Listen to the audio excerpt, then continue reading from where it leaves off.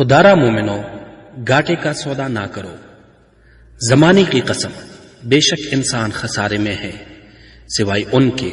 جنہوں نے ایمان قبول کیا، اچھے عمل کیے، آپس میں حق کی وصیت کی اور ایک دوسرے کو صبر کی نصیحت کی۔ سورۃ عصر۔ امام شافعی رحمۃ اللہ علیہ اس سورت کے بارے میں فرماتے ہیں کہ انسانیت کی ہدایت کے لیے کتاب اللہ میں یہی سورت کافی ہے۔ اب ہم دیکھیں گے کہ کون لوگ خسارے میں ہیں اور کون لوگ نفع میں ہیں۔ خسارے میں وہی شخص ہوگا جو اپنے نفس پر ظلم کرے گا، اور نفع میں وہ شخص ہوگا جو جہاد بن نفس کرتے ہوئے اپنے نفس کو لگام لگا کر رکھے گا اور اس سے فرحت بخش کام لے گا، جو اس کے لیے دنیا کے لیے بھی سود مند ہوں گے اور آخرت میں بھی اس کے کام آئیں گے۔ یہی انسانیت کی معراج ہے اور خدا کے ساتھ وابستگی، یعنی تعلق باللہ اور عشق ہی انسان کو اچھے اعمال کی جانب راغب کرتے ہیں۔ خسارے سے بچنے کے لیے سب سے اولین شرط ایمان قبول کرنا ہے، اور اس کے بعد اگلا قدم اعمال صالح ہے۔ جو ایمان میں داخل ہو کر نیک عمل نہ کرے وہ شخص خسارے میں ہے، یعنی نماز ادا نہ کرنے والا شخص، روزہ نہ رکھنے والا شخص، زکوٰۃ نہ دینے والا، اس کے علاوہ سود کے ذریعے کمائی کے ڈھیر لگانے والا شخص، ہوا جتنا بڑا بھی بزنس مین ہو اور جتنا بھی احد کے پہاڑ کے برابر کثیر رقم رکھتا ہوں، وہ شخص خسارے میں ہے، اور اس کے ساتھ بمشکل 2 وقت کی روٹی پر گزارا کرنے والا شخص نفع میں ہے۔ دیگر خسارات میں مبتلا ہیں وہ جو یتیموں کا مال ہڑپ کرتے ہیں، ناجائز منافع خور ہیں، جھوٹ بولتے ہیں، غیبت کرتے ہیں، چغلی کاتے ہیں، غرض کی قرآن و سنت کے مخالف چلنے والا خسارے میں ہے اور اعمال صالح کرنے والا نفع میں ہے۔ خسارے میں وہ شخص نہیں جس کی جاب اس کے ہاتھ سے جاتی رہی، یا اس کا کاروبار تباہ ہو گیا، یا وہ امتحان میں فیل ہو گیا، یا بارش نہ ہونے کی وجہ سے اس کی فصل تباہ ہو گئی ہو،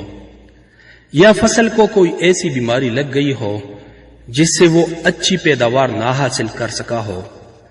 یا وہ غربت کی چکی کے نیچے مسلسل پس رہا ہو، اپنی معیاری زندگی کو بہتر نہ بنا رہا ہو، بشرط یہ کہ اس نے دل لگا کر محنت کی ہو اور پوری نیت کے ساتھ کام کیا ہو، بلکہ وہ شخص خسارے میں ہے جو ان قدرتی عوامل جو انسانی زندگی میں رونما ہوتے ہیں، انسانی زندگی کا حصہ ہیں، ان کا مردانہ وار مقابلہ نہ کرے، وہ خسارے میں ہے اور اسے بہتری کی ضرورت ہے۔ آپ صلی اللہ علیہ وآلہ وسلم نے صحابہ کرام رضی اللہ تعالیٰ عنہ سے پوچھا، تم کو پتا ہے مفلس کون ہے؟ صحابہ رضی اللہ تعالیٰ عنہما نے کہا، یا رسول اللہ، جس کے پاس درہم و دینار مال و دولت نہ ہو وہ مفلس ہے۔ آپ صلی اللہ علیہ وسلم نے فرمایا، بلکہ اصلی مفلس وہ ہے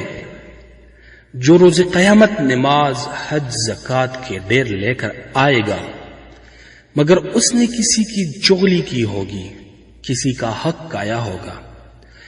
کسی کو گالی دی ہوگی، تو اللہ پاک اس کی ساری نیکیاں ان لوگوں کو دیں گے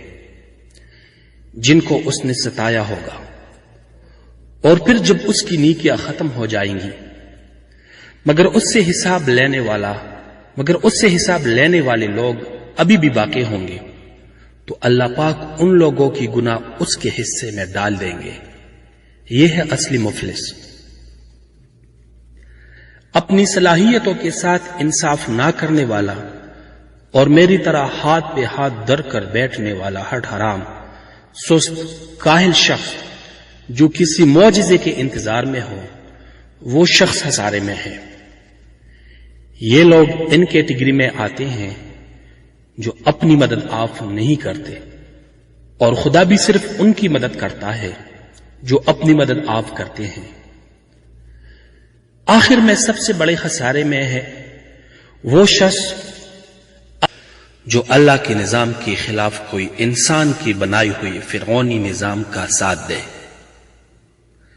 کیونکہ باقی افرادی زندگی متاثر ہوتی ہے اور نظام اللہ کے خلاف نظام لانے سے ہی یہ خسارے جنم لیتے ہیں۔ اس سے نہ صرف انفرادی بلکہ معاشرتی زندگی میں مفلوج ہو کر رہ جاتی ہے۔ اور ہاں، جو اللہ کے نظام کے خلاف کوئی نظام لائے وہی لوگ تو کافر ہیں، سورۃ المائدہ کے بقول۔ اب خود فیصلہ کریں اور اپنے اندر احتساب کی خوردبین لگا کر جان کر سب سے چھوٹے خسارے سے شروع ہو کر بڑے خساروں کو ختم کرنے سے سودمند فیصلہ کریں۔ خدا را گھاٹے کا سودا نہ کریں۔